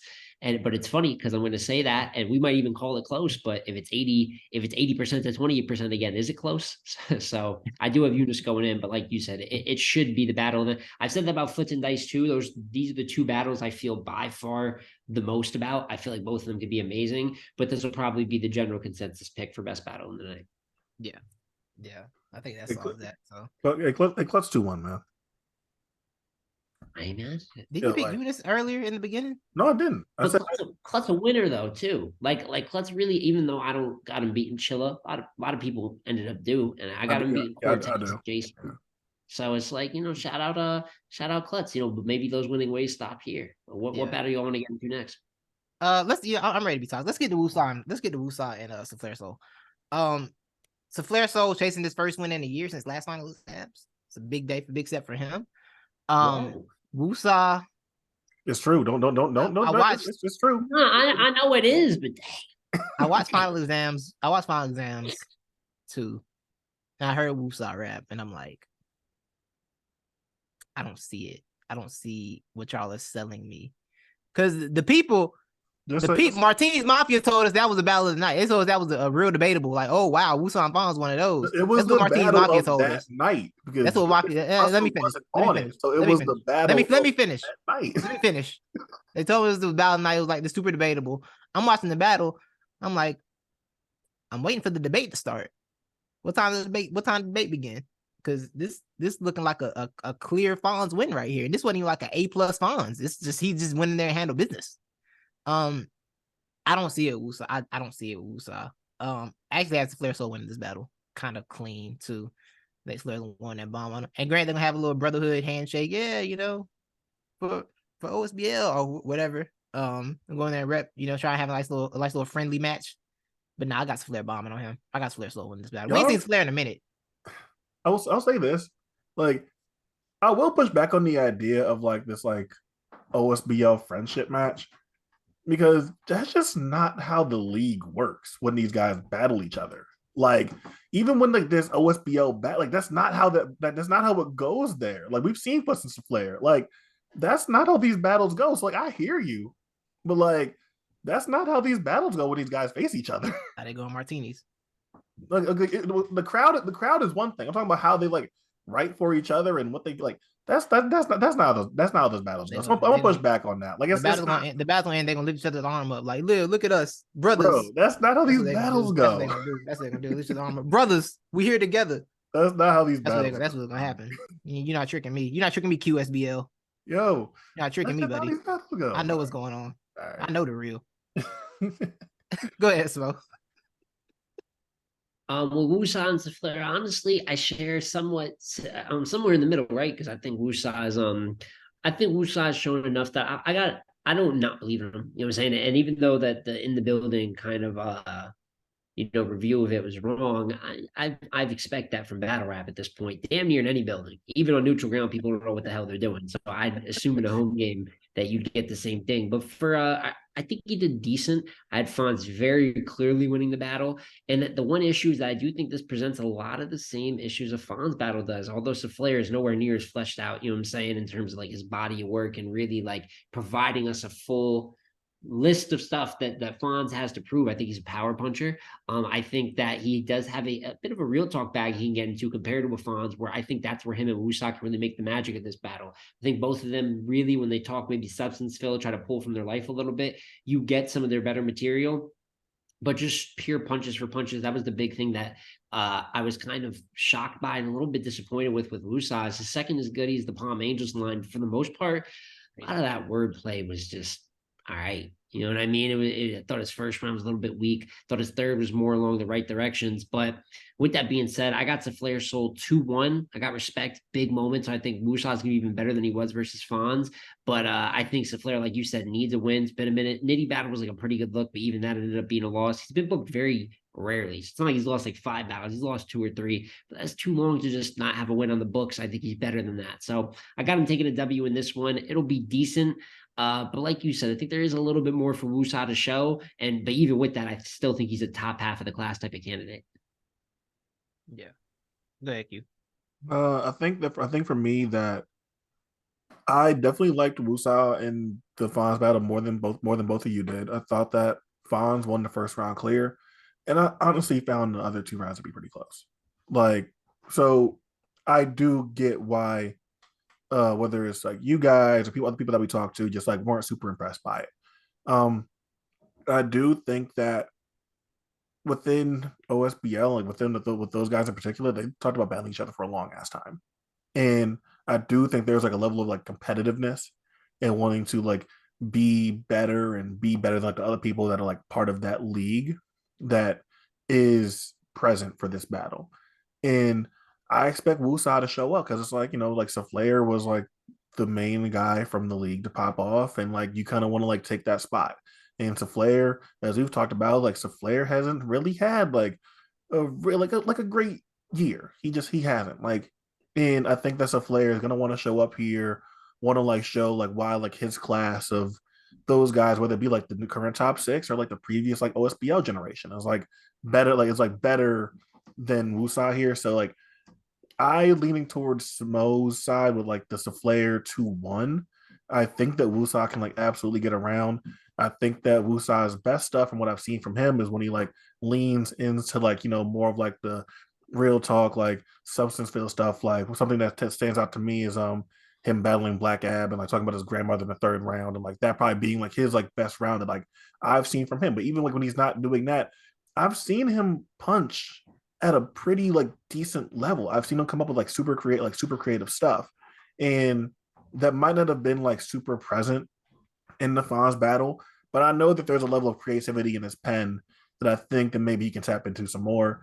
That being said, I do have Souffleur winning this 2-1, but I think this can be a pretty good battle. I am excited for this one, and I am excited to see if like Wusa can improve or like something or like those things about his style like resonate more, and that like you guys come away like more impressed with it. Yeah, I want to see it because I think the thing with Wusa, right? The puncher lane is so filled right now that like you kind of got to stand out every single time to move up in that category. If you're gonna be hanging out like the I'm a puncher category, yeah, I need it to be outstanding because that lane is filled. We have plenty.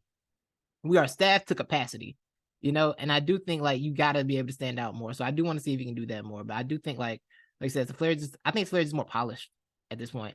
Flair's just super polished at this point compared to Wusa. Like when I was doing the Crucible scouting report thing, yeah, I originally had an idea of like doing like the player comps and battler comps. Yeah. And knowing how you feel about this person, like about Kid Slade, it doesn't surprise me how you feel about Wusa because that was my comparison. And like knowing how you felt about like Slade kind of like just like rapping and like his punching not really being like up there and nothing like that to like super stand out, and that's kind of like really being like all he's doing. It doesn't shock me how you feel about Wusa, because like I think Wusa is kind of in that same category. And when you're not like when you rap fluidly, but you're kind of but those punches aren't like stand out like that. I think I definitely see like when I think back on the player comp, why like if you're not a fan of Slade for sure, then like Wusa is even like more shaky for you. Yeah, for sure. That's a good comp. What we going to next, guys? I feel like we covered the good stuff. What we going to next? Capo Authentic. Capo and Authentic, yes, Capo and Authentic. I had the privilege, shout out to Doc. I had the privilege being in space the other night. I had to tell Capo to his face. Hey, I got Authentic beating you, big dog. I had to tell him,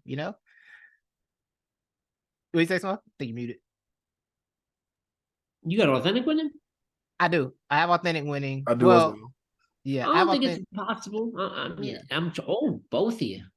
I think. I'm Well, surprised. here's the thing, right? Here's the thing. Right? At the time, I had Authentic winning. Certain circumstances in my life maybe changed my opinion. What up, France? So I do think I'm probably gonna end up picking Capo.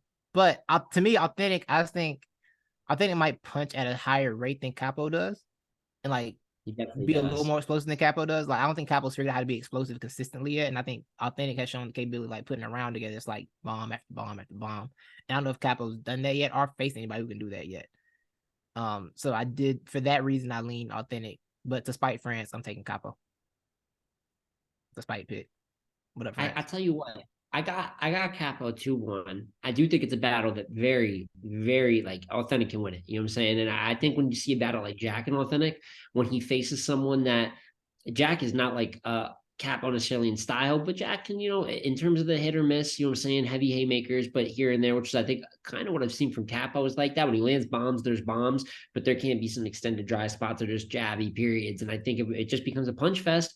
Authentic's not actually that bad of a puncher. Now, like you said, to become like really what stand out in the lane, which he struggles to do, you need more of an individual sound. You need to be really amazing. But just in the battle of decent, I think he could be decent. But that's the big thing, though, is originality, uniqueness. I think that's something you referred to earlier with Dice. Is a little bit of that. And I think Capo has his own style. I don't look at Capo too much and think of too many other battle rappers. And he's going to draw constant comparisons to other Southern rappers because of the draw and his voice, but it's not really like that stylistically. I'm not saying that he's reinventing the wheel. I'm just saying he's pretty unique. You know what I'm saying? Yeah. But with Authentic, he lacks that. I mean, there's no other way for me to put it. I don't see any pop. Like he lands some good punches, some good schemes, but so do a lot of battle rappers. What are you great at? What's your standout thing? And if it's punching, like if he had a great, you know what I'm saying, maybe a great drug talk bag, real talk bag. I don't think he has a bad one, but he doesn't excel at that. So for that, I think Capo in a card where you're supposed to show your uniqueness, show the difference and why you should be chose above some of the others. I think he could use some of those aspects to make it a clear battle. I do have him 2-1, but if his performance is anything like that T-Top performance, I like this footage coming into Euro with Truffaut, with O-Red, a couple battles like that, but I did not like his T-Top showing. A lot of people got him winning. I was in the few that don't. But I didn't like we all agree the footage was a little lackluster. And if he doesn't take that step back up to where I think he can get, I'm going to start getting a little bit more worried. I'd be worried for him if Authentic won. I'm not ruling it out, but with that faith, you know what I'm saying, since I'm not going that way with it, I do have Capo 2-1. I think he has one of the higher ceilings of either class, but that's up to him to show. Yeah. I think I'm right there with you. I think you put that very well. You know what I'm saying? And we get to pick him. Okay, if we're right, we get to make fun of France for being wrong. And that's what's most important. The most important aspect to anything in LTBR is making France be wrong. That is the real joy. LTBR is a very spiteful staff. And if he's right, he's still going to catch jokes anyways. Because this is what we do. LTBR is a very spiteful staff, and like he's not nice to us either. So when we disagree with each other, we immediately are looking for this. Like, hey, told you so. We're looking for that immediately. That's what we live for. We honestly live for like this team bonding is told you so moments between each other against somebody else in the group. That's like how the team bonds for the most part. So that creates the best bonding moments. Everyone's tired. Yeah, what the fuck? It's almost like he's here with us now. Sometimes he He just crashed the stream and went back on mute. He said everyone's fired and went back on mute. And Carl Anthony Towns just doing the chat out of nowhere. That's crazy. I'm not gonna lie. Yo, Yeah, that I'm was not like gonna lie. Shotty versus Hitman when the homie jumped on the stage. That's what that just meant. I'm not gonna lie. Friends doing that, trying to fire everybody like it's not 7 events coming up next month. Good luck. Good luck, brother. Wish you the best. Anyway, Oh, I got. Was that our fourth battle that we did? I didn't even. I don't think Q talk gave about it Q gave his pick, but he didn't give his reasoning. Go ahead. Why you got authentic? Oh yeah, go for it, Q. Go for it. Is it because he looks like he also does push-ups at 3 a.m. for no reason like you? Dang. That part of it? I think authentic is just the more explosive puncher, and yeah, I think authentic is more explosive than Capo in the footage I've seen. I know that Capo is like still relatively new and like he's more in that rookie sense to like say like Dice and Wusa. Unisys like Capo is like really kind of like a rookie still trying to like learning and figuring things out. So I look at authentic. And from watching him on We Go Hard and like watching his best stuff on URL, like the Jack Boy battle, like I don't think that Capo is as explosive. We're gonna be able to like match that. I think it'll be a good battle, honestly. Like I'm actually kind of like looking forward to seeing how that looks because I was impressed with Capo in the T-top battle, at least in those first 2 rounds. I was, and I don't know. I think that this is gonna be a test in the way of like I'm not sure Capo like punches enough or even as hard as authentic does, but will he be able to do like the other things to kind of like captivate the audience if he does like a different approach? I'm not totally sure, but I have authentic winning because authentic is probably like a bit more potent with his punches, and I think it'll be a good battle though. Yeah, all right, man. A battle near and dear to my heart. Important battle. Ease and Bandit Montana. This battle's important to me, one, because South, East, my southern brother. And also Bandit Montana did some things on Twitter that I liked, which made me a Bandit Montana fan. Because the way he handled the way he addressed a certain battle rapper on Twitter consistently, I appreciated it. Shout out to Daylight Slander. I appreciate that. So, this battle means a lot to me personally. But overall, honestly, like this battle, I think Ease has the most at stake on this card. The most stakes are on Ease right now because he had the Hansel showing last year, incredible. I thought it was one of the most impressive showings by one of those rookies last year because it was on a stage and he kind of controlled the entire room. Yeah, Interclass too, which we love. Right, interclass, and he like owned the stage, kind of controlled it. Gave Hansel a loss. I think that was super impressive. But then after that, the prep battle, I think he won. I thought he was good, but it wasn't the same in a smaller setting. It didn't hit the same. And then that battle shouldn't exist, respectfully. Agreed. I still think it's a good way to book him. I don't think it put him in a position to be explosive. I agree. And then the 3v, the battle rap showcase, whatever that was. That was bad. Yeah, that was just it was not good. It was not good. And I'm looking at him like, I believe he's with his best showing being on stage. I think it's pretty obvious that he is a big stage kind of battler. Like he needs to be on medium sized stage. He needs to be on stages where like there are people there, not like a bar type thing, like a real stage, medium size, whatever. I think that's where he's gonna excel at. But to get to those stages, you have to give them a reason to put you on those stages consistently. They're not just giving those out. Those stages there's not that many stage battles anymore. They're not just giving those spots out. You got to show them why you should get those spots. And I think he hasn't had a chance to show that yet. He hasn't battled a lot. I know he's had some issues and everything, but he hasn't been around a ton this year. Yeah, that's what I was gonna say. He hasn't been super active. But the time we've seen him, it just hasn't stood out this year in 2023. It's not stood out. And I think this battle is very important for him to get some momentum back in his class because he's very clearly amongst that top 6 and 6th. Very clearly. And the thing is, I don't think Bandit Montana is a pushover. Bandit is a seasoned battler. For whatever you think about it, what he is this season. Like he understands what he wants to do, how he's going to do it, the level he's going to bring. He knows what it takes to be a good battle rapper. He knows exactly what he wants to do and how he's going to perform in those situations. And I do think that plays into effect. Like Bandit Montana is a vet, honestly. Like he came over from the Euro League. He understands some vet. He got vet tactics. He's not like a real true rookie. Called him Luis Scola. It's crazy. There it is. That's the one. Yeah, he came over with like knowing what he needs, knowing how to be a professional. I think he's still learning that. So I don't think this battle's a layup. Hopefully they can shock people. I do think this is a battle people aren't excited for. But I really want to see Ease have a good performance. And honestly, last time Ease and Martinis, it didn't go his way, you know? It was clean paper. I don't think he was bad in that battle, but it wasn't good enough to win either, you know? So I do think he needs a very, very good performance here to get any kind of momentum back, or else he might end up shelved. Yeah, it's a lot of stock. It's a lot of stakes for Ease here. You alluded to it. I like from based off like what I heard John say in his interview with Three, or like, well, I'm not sure if it was Three or like the thing he did on the bullpen channel. Like it seemed like Ease was having some sort of legal issues, maybe, and that's why we weren't seeing him like being able to travel for certain cards. I say like for outside, like for like the outside card in February, which would have been like a prime time to like see Ease on a stage, because even if it wasn't like a big event, like that was still like a stage like setup, and I feel like Ease probably would have like been able to do some stuff there, as opposed to being in like at outside two, when like we saw what the outside two venue looked like, and like that's probably not the most conducive to like making the most of Ease. So I do hope that Ease can like take advantage here, and I think that you nailed it perfectly. Is like Ease has big stage energy and big stage potential, but in order to get there, you have to be able to like pass these stages. Like you have to be able to do it. So I want to see Ease get back there, because I do think that's where he's best at. Like the evidence is like overwhelming that that's the case. But Right.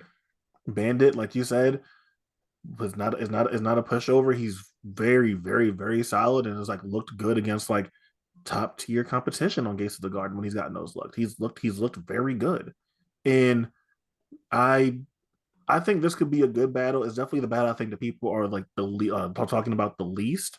But in terms of like actual stakes and like the future of someone on the league, like this Ease is this is real serious. This is serious for him. This is very serious Yeah, for him. 100%. You muted. Man, I'd be thinking I'm unmuted, man. I definitely think this and the battle we're about to talk about are maybe like the least looked upon battles of the card, right? Involved less straight up style clash, promo, whatever it is. But I do have Bandit 2-1 in this one. And I think you said it best. It's a weird area for Ease where somehow he's better on stages, but you need to win some battles in between to get on a stage. And he's not really winning the battles in between. Martini's one that he's had a hard time in. I think he has a hard time sometimes, little drawn out. It doesn't know if he's going to angle or punch, kind of lost up in the mix, which, as you said perfectly, goes really against Bandit. Like, I don't think Bandit's ceiling is the craziest, but I think that he's a pro. I think he's seasoned and knows how to get to what he has to get to. Not a crazy battle, not a battle I'm crazy over, but I think it's a battle that Bandit Montana is going to win. Yeah. Yeah, I think that sums it up. Yeah, the last battle, I think Hansel and Mozzie, Mozzie. Handler's going to win by so much. What are we doing? This is unfortunate, man. Wait. Okay, look. France did enough. So let me attempt to clean this up a bit. All right. Don't save him. No, wait. You had Mozzie ranked sixth anyway. You had Mozzie ranked last anyway. You're not exempt either. Yo, hear me out. Do we think Mozzie's going to do decent? How's everybody feel? The three of us. I think Mozzie's going to definitely do better than his final. Yeah, like this. Okay, so did y'all watch Mozzie's Crucible battles? I saw a couple. I saw a little bit. I saw a little bit. Yeah. I was able to see a good portion of him in Eunice. I wasn't able to watch the other ones though. Okay, like I'm not gonna say that I think he's great or anything, but like compared to like what the stuff I saw of him on YouTube, pretty great versus Eunice. I'm not gonna lie. That's what I'm saying. Like compared to the stuff I saw on YouTube, and then what I saw in the Crucible footage, I'm like, okay, I can see what like people were talking about with him. I can see like the vision there a little bit. Like, not that I was entirely sold, because it was still one round. It's like, okay, I can kind of see it here. The Casey battle, nasty work, not a good look at all. But because I did see that Crucible stuff, I'm like, you know what? I've seen that guy face like a really solid Eunice round, come back and like hit Eunice right back in the mouth. Like if we think Eunice is like that level of guy, that level of talent, I think that means at least a little bit that he can like maybe like catch up for a round, fight back, do whatever. Now, I got him losing very clearly, not because I think like not because I think that like you had last place. He was last that night. He fucking choked. He was last that night. And not everyone has him getting smart. I don't think we just got him getting. Well, a lot of us got him losing really clear, but I think it has more to do with Hansel than Mozzie. Yeah, you know what I'm saying? Yeah. Honestly, it's to the point where like Hansel's been so good this year. I mean, ever since some publication had him at the bottom of their rankings for the top six, for the OG top six. It's been a different human. I remember. I'm gonna tell the story. I'll tell the story on it. I'm not trying to tell the story. I remember I was in the building for obviously him and Eunice. I spoke about that earlier, right? He was like 5 bars in.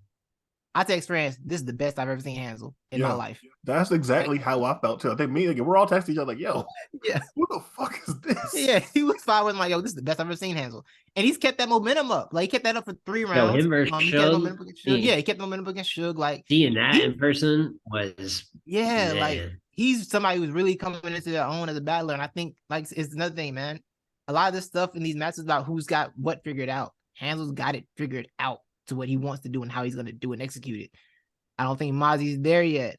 I think this is like the worst possible matchup for Mozzie right now. It's like, yo, you just came off this Casey battle, didn't go well. You still got things to figure out. Hey, how about you should have Hansel next. No, he shouldn't. No. Hansel as he's like fucking like go yeah, Hansel's and you're both punch versus punch guys. So not only is he probably better than he is better than you right now, he's directly better than you at what you do. And that's a real tough way to book a guy that's we're not even talking about just figuring it out. We haven't gotten 3 clean rounds yet. We got 1 battle.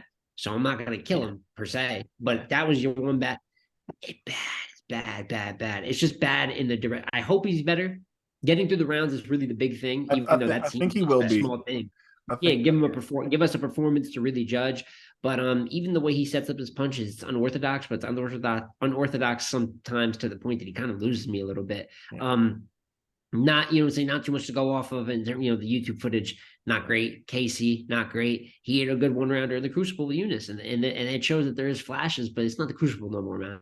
We're in 3-round battles, we're in big situations, and whoever wins these is probably going to battle better people and bigger people. So it's development is cool, but learn on the fly, because a lot of these guys here already have tons of work for top tiers. If you're talking about the old top 6, even guys that might have just beat a top tier like a Eunice, like maybe even a Capo, even though I don't like the footage on the newest final exam. At the very least, it's got to be performance that's trending in the positive direction. But it's I've seen so little work that there's still time to impress me. You know what I'm saying? It seems early, but Hansel 3-0 until like otherwise. I said, like watching, like we mentioned the Eunice one. Like Poppy G is where he probably has his best bar where he like talks about like I'm muscle milk your GD. We both represent growth and development, which I thought was like a fire ass bar. But like come on, like all right, I'm not. Okay, we can talk about that in like 10 minutes. All right, we can talk about that in like 10 minutes.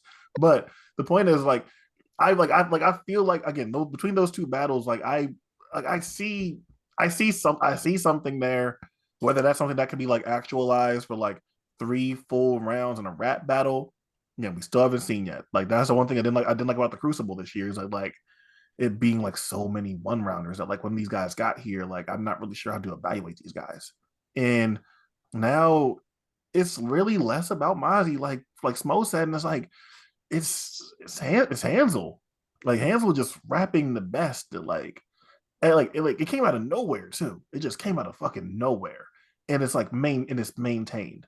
And when someone starts rolling with that much momentum, it's alarming, and it's just not the best situation for a guy that just had the worst performance of the night. Now, will Mozzie be extra motivated? I think because of like how bad he was at final exams, is that going to be a motivating force? Should we expect him to be better? Are there low expectations that work in his favor? I think all this stuff does play in here. But Hansel clear. I got Hansel clear. Yeah.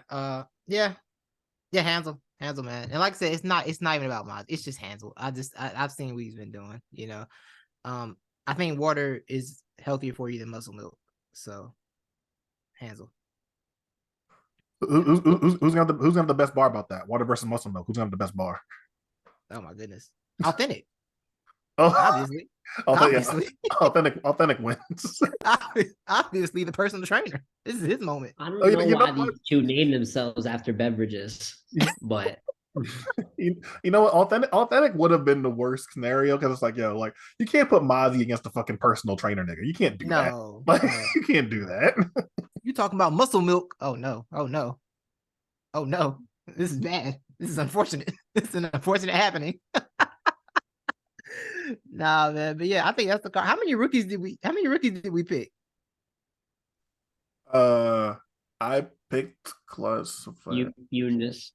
Well, Clutch's not the rookie in this situation. He's Yeah, No, that's no, no, actually no, no. I'm talking about who I like picked to win these battles. Oh yeah. Okay. Well, I picked You had Eunice. Wusa, right? You had Wusa, right? Okay, you had Wusa. Oh no. Hey. Oh, Don't do my that. bad. My Don't do fault. that. Don't put that on me. Don't My put fault. that on me. I got Bandit, but Bandit like a super senior. So I Yeah, don't know what man. you're gonna. Yeah.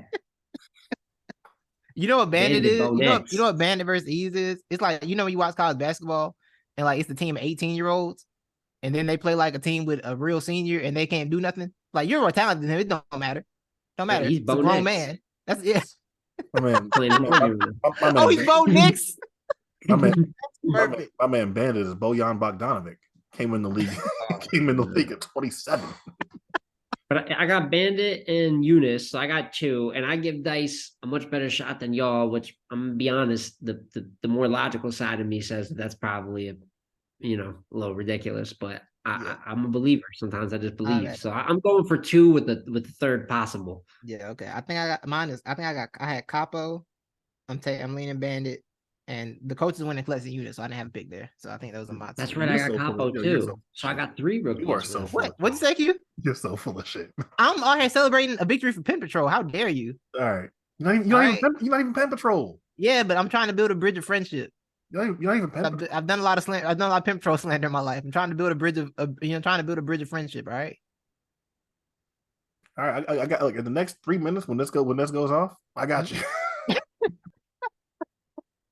I'm just saying, But you all got some good work in December, man. I They do, definitely man. It's think a very that active on all month. fronts, developing the talent while still having big cards. You know what I'm saying? There's other stuff going on in December that Let's Talk Battle Rap will definitely have tons of content out. Already have tons of content out on it. If you go to Let's Talk Rap.com, talking about the Wody race, piece out on Real Sick. Titus said he has a piece on New Jersey Twork coming out real soon. So all types of stuff covering these battles, everything going on, and we have a dead race to the end of the year, man. So hopefully we'll have a lot of recaps with positive results or things we can be happy about. Yes. The most important result is the Eagles are undefeated. Are 9-1. Best team in the NFC. You almost lost it. You almost undefeated. Look, yeah, my bad. The Jet. Hey, you can't. Sometimes you just can't beat Zach Wilson. All right, Zach Wilson's just too powerful sometimes. Like it'd be so much better if Jalen Hurts could just be good at football. Like that would really just like if you could just if he could be good at football, that'd be like the church. Crazy how Q got removed from the Zoom. Crazy how that happened. How he's just I saw what it was. I saw a hawk swoop down and snatch up Q. Yeah, it's ridiculous, people. So we got to go retrieve Q. Q's been snatched up. Yeah. But Titus, anything else to happen? I think we're good, man. Also go check out my guy Smo and M Lane, and they were on 3 Letterman's channel, man, talking about everything. My man Smo talked about this. Smo talked about the homecoming 3 times in 5 hours. So we gonna talk about it a fourth of the executive suite, man. It's beautiful. But yeah, go to at not only Let's Talk Battle Rap, which is obviously where we do most of our work, but also if you want to find me at J-Smo Reviews on Twitter and on YouTube. Was just on the 3 Letterman show talking it up. You're gonna be hearing a lot of me, man. There's a lot of these battles to talk about. Probably you're gonna hear us about Chrome in a little bit. So yeah, man. So thank y'all for listening, man. Let's talk battle rap. Let's talk battle rap.com. Y'all know what's up, man.